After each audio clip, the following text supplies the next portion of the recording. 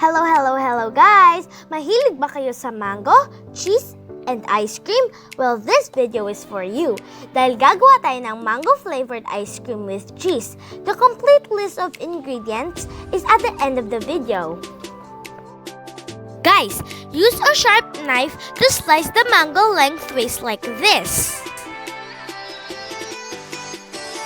Now let us separate the mango flesh from its skin.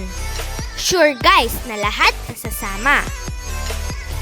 Ngayon guys, let's put in a blender to make a puree. Wala kayong blender? No problem, just mash it.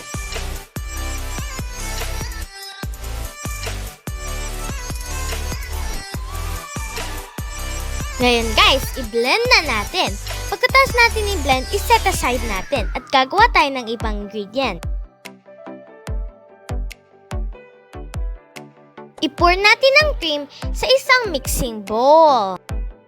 Dapat lahat sasama para walang masayang na cream.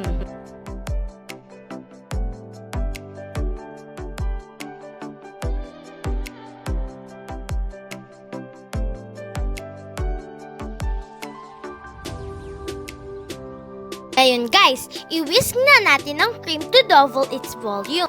You can also use electric mixer for faster result.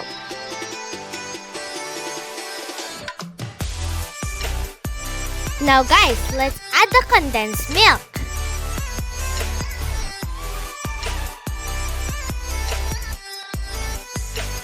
I-mix natin well until well blended.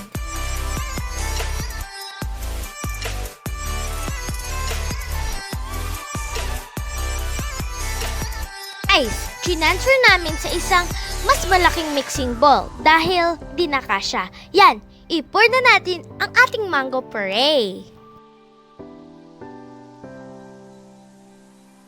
Ngayon, i-add na natin ang grated cheese. Mix well, yeah. What did the baby cone say to his dad on Father's Day? What? Dad, you're a legendary! Tama na muna ang joke guys, mag-mix muna tayo.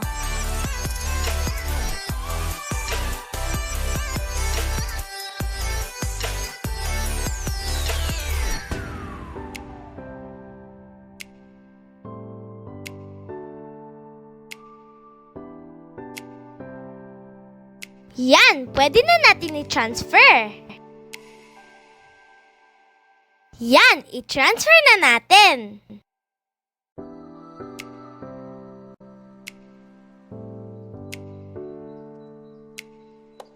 You can use mango or cheese as toppings. We use cheese as toppings para meron din siyang cheese on top. Guys, just repeat the process in any containers until maubos ang ice cream batter nyo.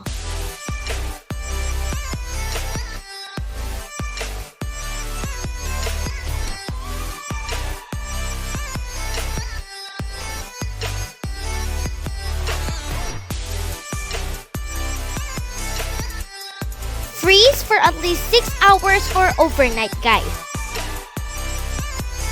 Let's check it, guys. Wow! Ang ganda niya, guys.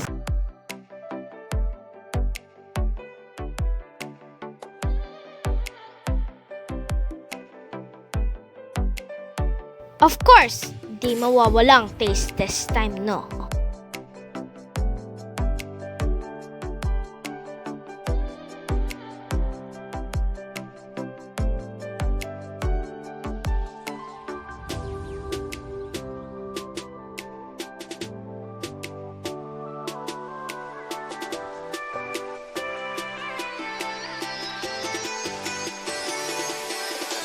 Guys, sa sobrang sarap niya, nakatatlong subo ako.